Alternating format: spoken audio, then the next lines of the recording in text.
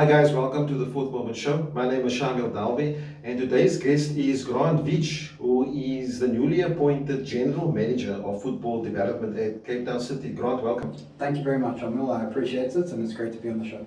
Grant, before we get to what you currently doing at Cape Town City, today's show or today's episode is more about scouting because that's where you cut your teeth in football. And we want to know more about you first as Grant, how you got involved into football and sitting where you are right now.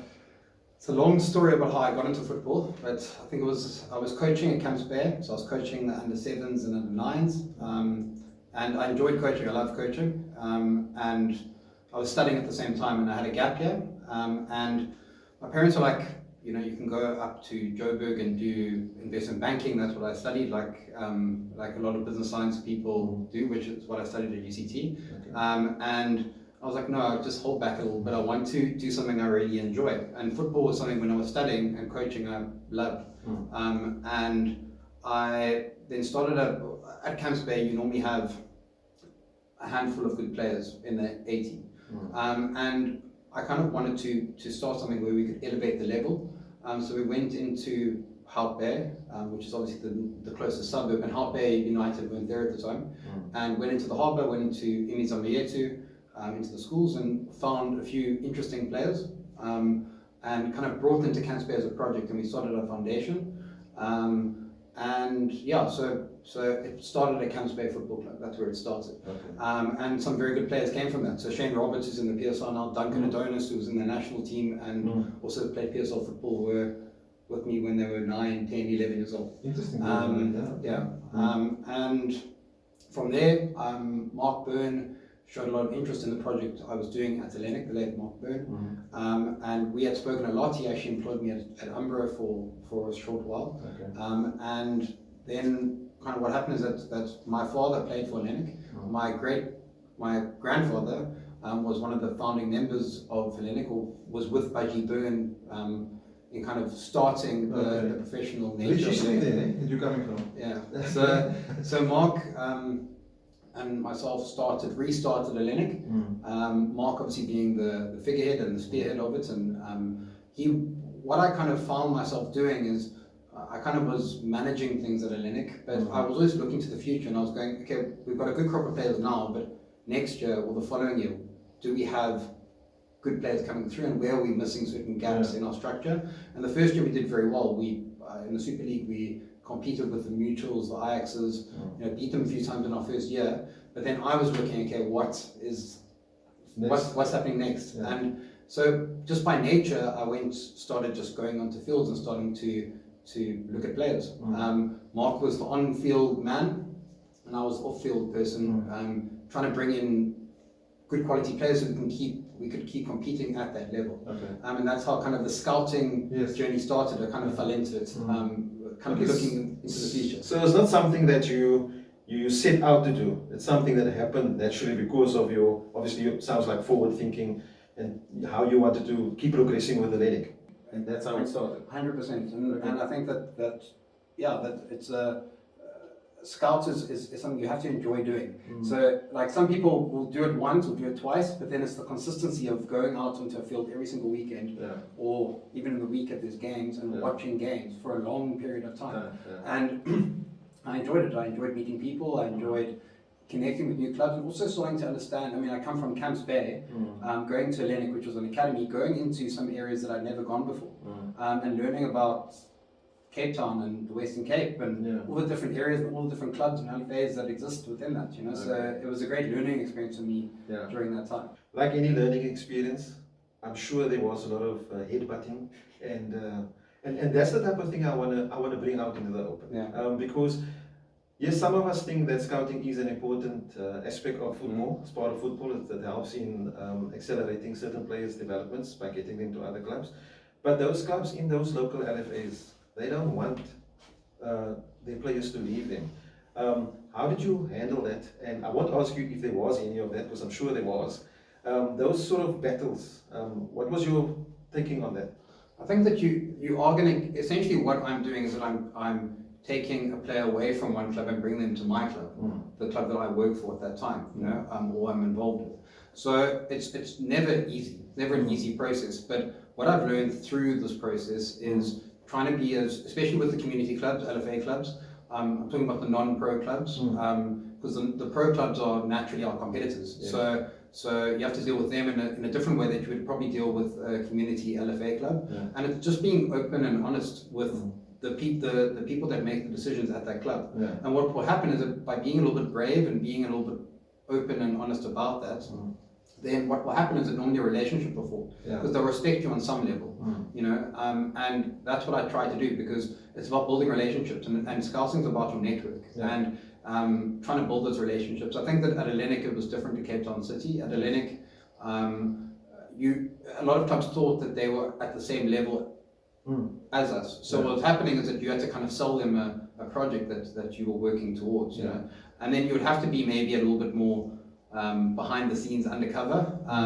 But now in Cape Town City, I feel that now I try and build those relationships, because I'm in a prime position now where I have a full-time position in football. Try and grow Cape Town football, try and be as honest and try and be as open as you possibly can when dealing with clubs. And that was really the motivation. So that it was trying to let that player benefit from whatever they had as much as possible, because you obviously knew at that time at Hellenic you could offer more than what he was currently getting, be it structured coaching, whatever it was. I think you have to believe in your project. So if you believe in your project that you are running, and the coaches and the people that are involved, then you are naturally wanting good players to come to you so they can benefit from it. Yeah, you want more of them exposed to it. Yes. In terms of aging for scouting, sort of age for scouting, what is there a certain barrier that you look at in terms of age? Okay, you won't look at somebody, let's say that's 4 and you'll start at 9, something like that. Is there a plan? Is there a procedure? So that's for now. Our age is 15, so we'll start looking at 14, 15-year-olds. But I think that for me, it's what I've always said, is very difficult to scout players going through their growth spurts. Like 13, 14 is a very difficult time to scout, in my opinion, because if you look at an under 13 or under 14 age group, you've got tiny kids and then you've got monsters, and you don't know if the monsters are going to grow more, and you don't know if the tiny kids are going to grow more. So what happens is that football is I know you can talk about Messi's and talk about all different shapes and sizes in football, but football is an athletic sport. It's about pace, it's about, and you know, a small kid could be very quick, but is he going to be quick in 3-4 years time? So luckily now I'm in a position now where we try and see kids through their growth spurts, so that we can start assessing where they are in terms of where they're going to end up when they are 21, 22 years old. So would it then be more beneficial to scout players, in your opinion, after their growth spurts, like at 14? So it's yes, ideally. So what's one of my best tournaments that I continue to watch, and it hasn't been around for, it could be 3 years or 2 years, is the YB St John's under 9 tournament. Okay. Because there you see like raw talent. It's kids that are just enjoying their football, and you know, there's step overs, they're doing all kinds of things to show that special talent. So often what I do is that I, at Hellenic, that was my entry level was 9, 10 years old. Okay, and that's what I want to know. Yeah. So you were looking at it as young as that. Yeah. Okay. So 9, 10 years old, I was looking at that particular age group, and the amount of natural talent that there is. It's like I still almost wish that I could scout at that age group again, because there's so much natural and there's so much love for the game, you know. And also it hasn't been coached out of the players yet. I think that's often what happens is that ability, that natural flair and ability, if you've got the wrong coach, can be coached out of you, where you become more robotic when you are 14, 15 years old. Yeah, because the unfortunate truth of a lot of our coaches are that they do coach for their benefit, to win and so on. Just drifting off a bit, you're at Cape Town City now. Yes. You're only, like you said, from 14. Is there a plan in place, or is something happening that we don't know of, where Cape Town City is, obviously they want good players to come through, so it allows your net to be bigger. Is there some sort of programs, I know about the Dream Camp 100, where coaching education takes place, where it's sort of, because I know that the former Ajax, I mean, that's what they used to do, used to have normal Ajax workshops when they obviously used to coaches their philosophy, but the idea obviously was so that players coming through would make it easier for them to scout. Is there that sort of thing happening? With the Dream Club starting next year, so we're just waiting on a few approvals to come through, but next year we'll have a Dream Club. I think the focus is very much on coaching coaches, and a lot of seminars will be held in order to try and develop that philosophy. I mean, Kettle City is also a relatively young club. You know, at Ajax, they were taking Ajax Amsterdam's philosophy, which was years old, and kind of developing that literature over a period of time, where we're relatively new. So we're still developing that way about us, but at the same time, I think there's basic principles that we're trying to instill in coaches. So I mean, like, in my opinion, I say every coach is a scout. What is really a scout? You know, that everyone can see a good player, but it's about how you nurture that and how you can grow it and how you can let that talent express itself, which is, in my opinion, is the most vital part of coaching. Because like you say, and that what my next question was going to be also in terms of who is a scout, who can scout. Because as we all know, coaches are actually scouts. Sometimes they don't know it, but they are scouts. If I were to, and just touching on that, if I want to paint a scenario with you, I've got a club, I'm running my club, I've got an idea of how I want to play and all that type of thing, but I have a junior structure, but I feel I need to get more players involved. What sort of person do I ask to get out there and scout for me? Because I can't do it, I'm running my club. What does that person need to look for? I think it's a very hard-working person that has a very good memory. I think that luckily I'm blessed with a good memory of like names, faces, numbers. So what happens is that it's all well and good. Everyone can look at a game. My girlfriend can look at a game and she can go, "That's a good player and that's a good player." You know, obviously maybe there's certain nuances where you know the game better and you can understand it, and there are different layers to it. But at the end of the day, everyone can do that. But it's about being on a field more than most people. And what happens by nature of being on a football field around, and maybe a multi-field complex like William Herbert's or like Reigate or whatever the case is that you bump into different people. You don't just go and watch one game. You're watching multiple games at the same time. You're meeting people. You're getting information. You're watching a game and you're going, okay, you're watching an under-18 game, for example, and you see an interesting player, but he's a bit small. He's not, or he's. But then maybe someone next to you will say, but he's only 13 years old or 14 years old, because that's what happens at the smaller LFAs. You know, those very good players that play under 14, they'll play under 14, 16, 18, you know. So I think it's important to just be on a field and commit to that. And then just make sure that you keep a record of all the contacts and all the people that you come across, and then try and do that on a consistent basis. You know, I have a lot of people saying I want to scout, but it's not up to, and then how do I do it? But it's actually just about you getting on a field, building up, but do it for a purpose. So either if you want to become an agent, that's one way, or if you're working for your club, feel like you can improve your club on the management side, go out and watch, even if you maybe have limited transport resources, etc., then go watch the LFA closest to you, you know, and try and see if also it's a good, going back to your club, it's a good sense to see what level your club is at, you know, by watching other clubs. And that's what scouting is about. That's what it's about, looking at levels and going, what level I'm looking at, trying to just continuously look at different levels and seeing what bring in that play, are they going to make a difference? And I think it's more repetitive of something. So, like you say, you see a player, you want to go back next week to see if he does the same thing and that type of thing. And like you say, it's like the eye gets trained to a certain level. So you're used to something, and all of a sudden you're now used to something else, and you go back and say, hang on, here's a difference, there's a disparity between the two. Just the last thing on age. When do we then stop scouting? When is there an age barrier where a player is now 19? Okay, I'm not looking at 19-year-olds, I'm not looking at 20-year-olds, they're too old, they've been coached the wrong way. For you. It never stops, because we had to, if you look at what happened in our PSL season now, although I didn't scout the player, but the player that arrived at us, but I had to be part of that process of trying to find a player. But Darren Keat signed for us, and then got injured 2 weeks before the start of 3 weeks before the start of the season, and we had to find an experienced goalkeeper and we found a 35-year-old Angolan goalkeeper, Hugo Marks, from and he's been starting now. So it never stops, because if we're scouting 35-year-old or 33-year-old goalkeepers, it never stops, because PSL football, I'm involved in that recruitment heavily, and for me it never stops. But I guess it depends on where your club, what your club's trying to do. I think first teams, that they will recruit old ex-pros to come and bring down. So the recruitment process or scouting process never really stops until players are retired, I guess. Yeah, I think and the question I ask is more for the players. Because nowadays coaches tell players, look, now you're 18, you're 19, your time is over.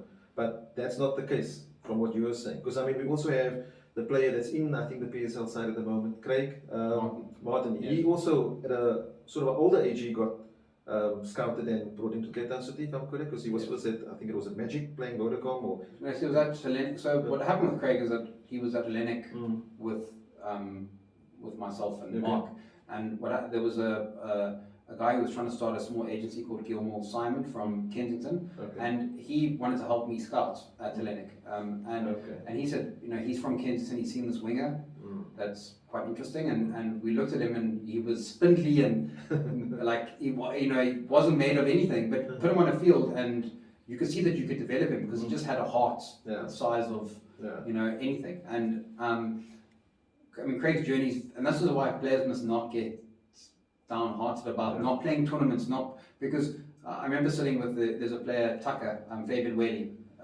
Yes.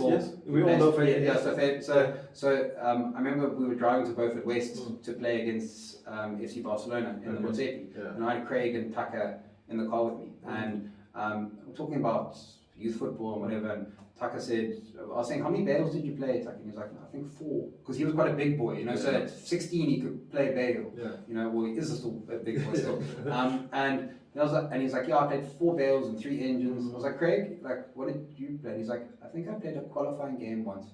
Oh, okay. So I'm just saying that different players peak at different ages, but it's about the level of competition, in my opinion. So if a player is playing LFA football when they're 21 years old, the likelihood of them, and I'm talking about LFA, not SAB or Motsepe, is then kind of, you have to make sure that you get to that level in order to then be watched. And if you excel at that level as a 21-year-old, there will be eyes on you. And that's what I try and tell players. Players then get lots of Facebook and WhatsApp messages about, I want to join the club. And then I say, how old are you? What club are you from? What position do you play? And when they're above 21, 22, it's hard unless they're playing for an LFA club.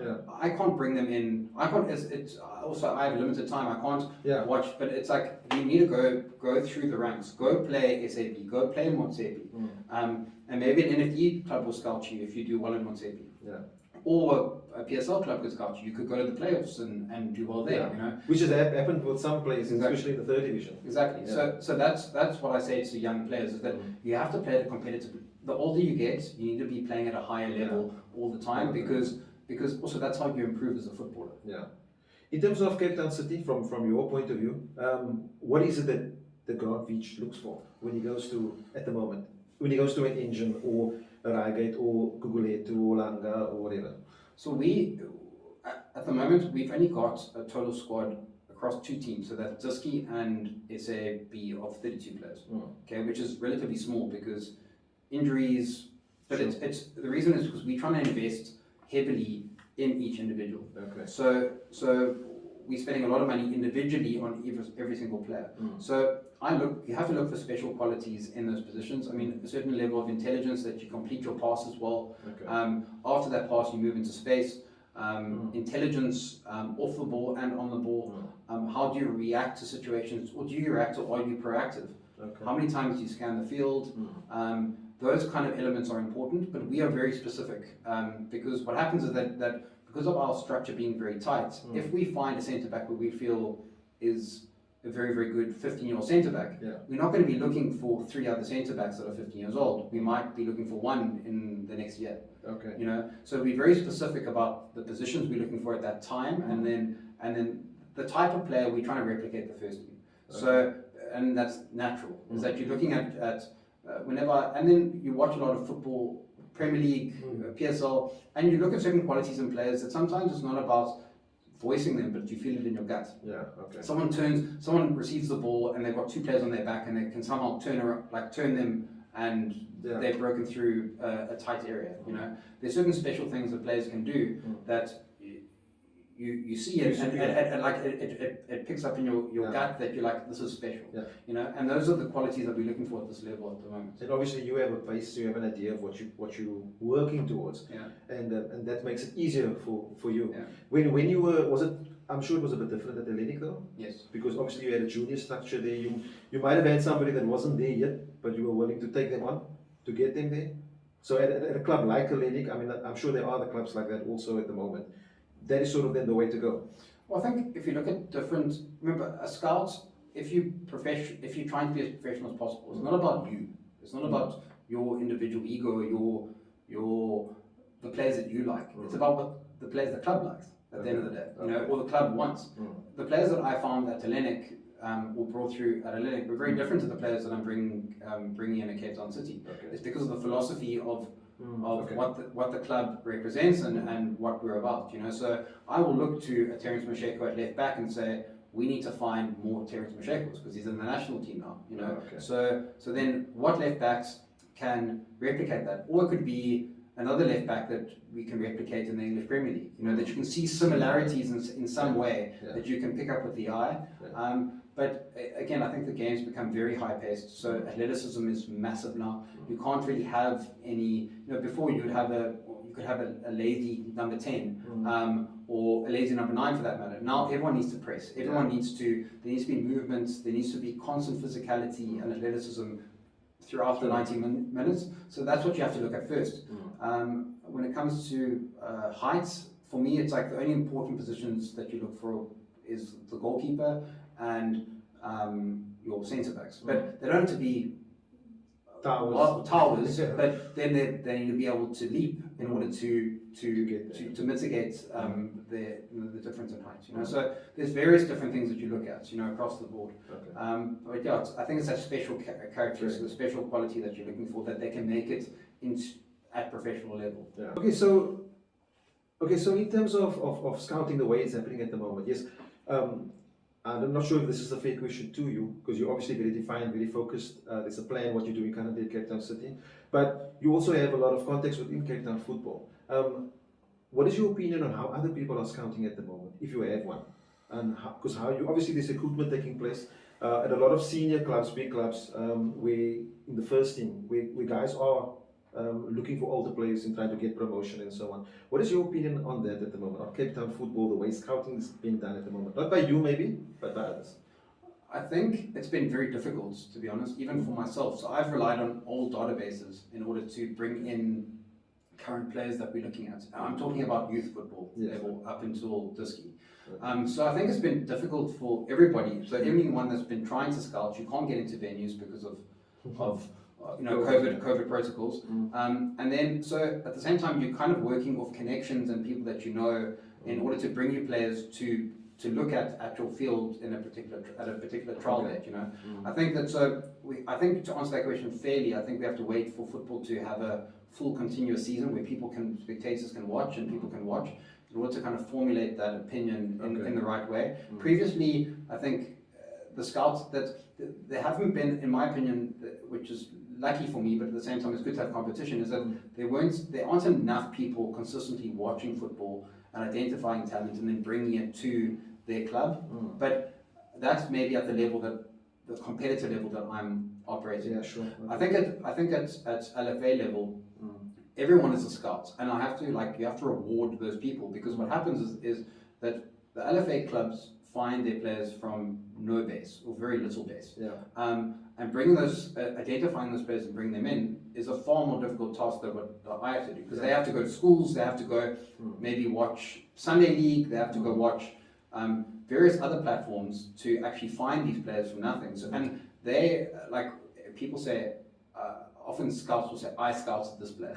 But what happens is that not one person scouts a player. The reason they rise to a particular place where you can say proudly that I have scouted a player, it's a whole lot of people's involvement along that, including coaches. Because coaches need to trust the scout's judgment, or the person that brings the player, their judgment as to, yes, I want to work with this player. So there isn't one person that is responsible, I think. Yeah, I think also the part of the battle of for LFA club is always offering the player that is not getting it somewhere else, offering him something that he's not getting somewhere else. Because if you're playing at Cape District and you want to win the league or whatever, and you're looking at the at Cape District teams, you need to give that player something that he's not getting at the current club. And that could be a small thing like a tracksuit. Yes, like, I think that is what happens. Yeah, or good coaching, or paying for their subs, and a lot of LFA clubs do it out of their own heart, you know, and it's admirable. And I did it, you know, being at Camps Bay, or something that I did through a foundation. But to consistently do that for a long period of time, you have to take your hat off to everybody involved in Cape Town football. Okay, so let's talk about Cape Town City. You there how long now? So I've been there for a total of, I joined the first 6 months into the first season. Okay. So it's been a total of over 4 years now. Okay.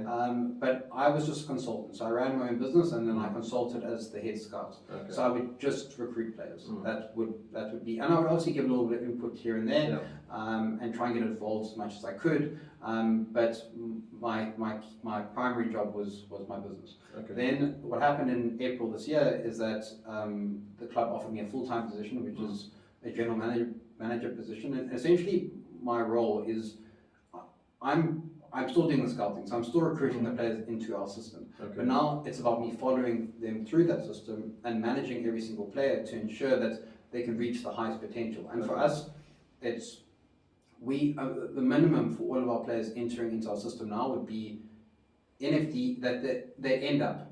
Okay. NFD is like the minimum at which we want all our players to reach. But then there's PSL and then overseas. And what we're trying to do is we're trying to send as many young players overseas, maybe even before they make our first team, because I feel like that's the best pathway for our young players, especially in Cape Town, is because I think that as soon as there's the professionalism which comes with money, and now maybe you're stuck in the same environment that you were when you were 15 years old, but now you're earning a lot more money, it can be quite taxing emotionally on you. And I think that going abroad and trying to play at the highest level possible, because the talent is there. The talent is there.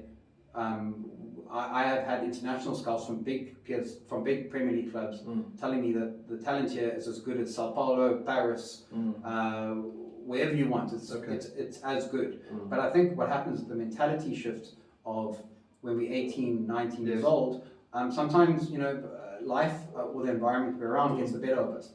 And getting to Europe, seeing that level of competition, rising to that level of competition, I think that's what we want our players to do. And then obviously if they do not make it, there's our PSL setup. But also some players might also peak a little bit older, and we'll go straight into our PSL setup. So it's about managing all those pathways for each individual player to make sure that they reach the highest potential they possibly can do. We always are made aware of the fact that when players are a certain age, when they're young, they're getting paid to play, they get comfortable. So what you're telling me is you're sort of trying to change that by saying, yes, there are options overseas. You send them overseas and something, because they might not even come back and might actually grow old there and play for other teams there, and so which is your job done, basically what you want to do. That's the pinnacle of what we're trying to do. What you're trying to do. You know, so I think if I look at John Kimitis and one of his moments that he talks about with the most pride is seeing Tulani Serrero playing against Barcelona for Ajax. You know, and that's what we want to see more of, because we know the talent is here, but it's about trying to make the players understand that South Africa is just it could be a small stepping stone if you are that talented, but also coming into Cape Town City, you haven't made it yet. There's a long way and there's a long process to make it to being a professional footballer, and then consistently being a professional footballer and being offered 4 or 5 contracts throughout your career that maybe you can retire and actually have quite a bit of money saved. Where the mentality is like, what I'm earning now is good enough. What I'm doing now is the comfortable stage I'm talking about. And I think that the natural ability of our players, they could strive for more. And that's what we're trying to instill in them. You know, and I think it's going to be a difficult task ahead, because it's something new, and we haven't consistently exported players overseas in South Africa for many years. But it's something that we're trying to change. I think if you understand it's a long journey, you're willing to do the work, it can only work. The group of players that you currently have in the 3rd division. Now I know you're very proud of the fact that they're only a certain age, competing with all the big guys there. that team then is the team, obviously, their entry to Cape Town City.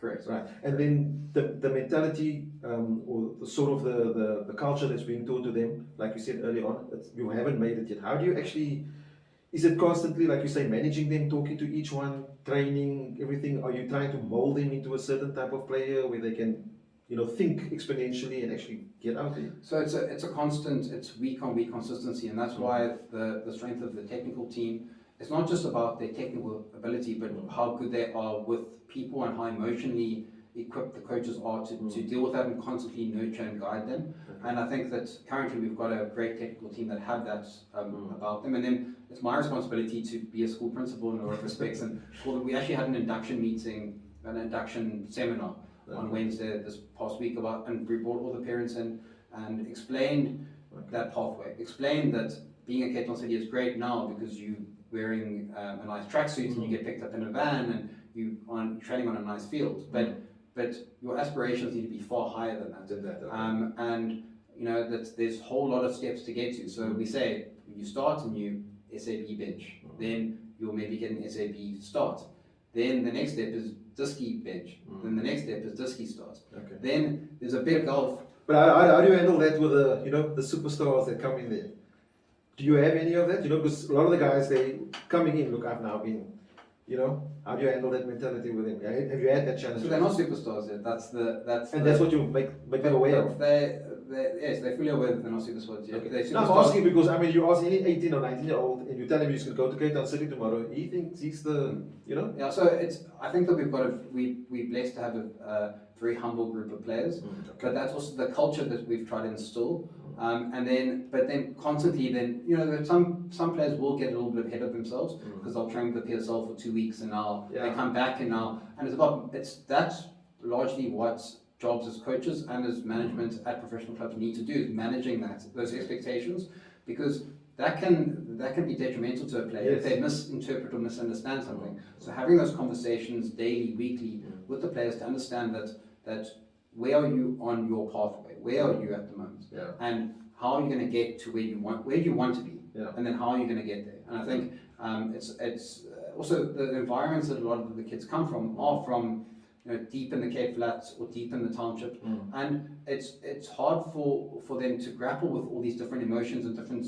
situations that they face themselves with. Yeah. But it's our job to make sure that on a football field, and also but in life generally, that they're good human beings, and they're humble and they keep on working hard, because the best footballers in the world, if you look at Cristiano Ronaldo coming back at 36 years old and banging in goals for Man United, that's not down to just his talent, that's down to excessive hard work and excessive motivation and wanting to be the best.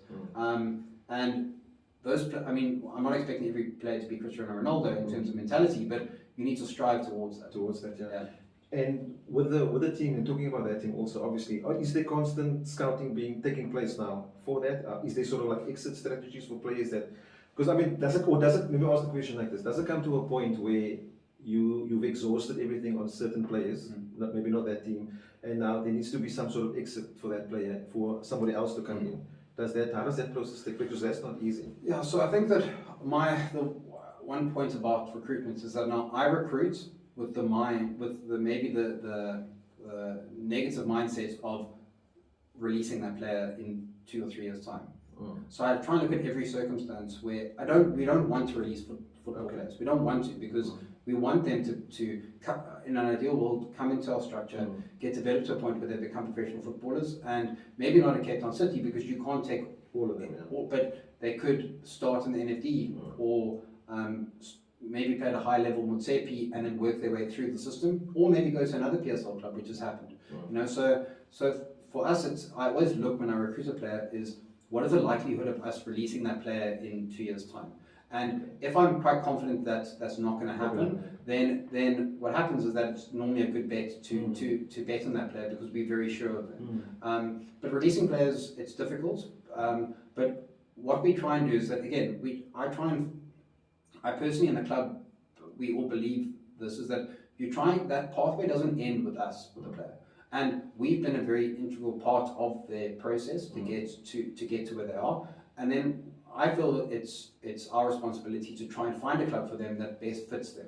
And work with, if they've got an agent, work with the agent, or work with the family to try and find an outlet for them where they start playing at a very high level and don't give up football. You know, and it's happened with lots of players. Now when the players we've released, we've always tried to make contact with clubs that are good, reputable clubs that can maybe, you know, different players have different pathways. And we use the Craig Martin example. Some players will thrive maybe in a different environment, but that's what we try and do. We try and make sure that every player continues playing football at a high level after they leave us, because we don't want to be the reason why. Personally, I don't want to be the reason why a player gives up football. You know, give them as much development as possible, and then maybe they don't suit what we're trying to do, or PSL players come in that's similar age to them and we sign them from another club, or if you look at our left backs at the moment, we've got Edmilson Dove and Terence Masheko, like two of the best left backs in the country. There's no space for a young player to come into our PSL squad now, but that could change in a year's time, you know. So it's a constant moving parts all the time, but trying to be a good person and trying to help the players that you've invested time and energy in, I think is the most important thing to try and do when a player exits. Okay. Yeah. Okay. Look, I think I've exhausted my questions. I don't know if there's anything you would like to add, something that we missed, something you want to say about scouting, Cape Town City, Cape Town football, just briefly. No, I think that I'm just looking forward to, you know, it's the end of the LFA season now. It's the start of the Summer League season, which should be relatively exciting, I think, because everyone's involved again. Yes. But I think we all hope that football gets back up and running to the level where we all can come onto a field and enjoy it, you know, and that's going to come soon, and we can have another chat about that when that does happen. No, cool. Okay. Yeah. Look, thanks Grant for coming through this. That was Grant Veitch from Cape Town City, also well known in Cape Town football as a scout. And look, we want to share as much as possible with regards to Cape Town football. Any questions you have or any topics you want us to investigate or talk about or chat about, and we'll get the people to do that. So let us know, send us a WhatsApp or email us or inbox us on Facebook, Instagram, Twitter, wherever you find us. And let's do that. Until next time, we will chat again. Thank you.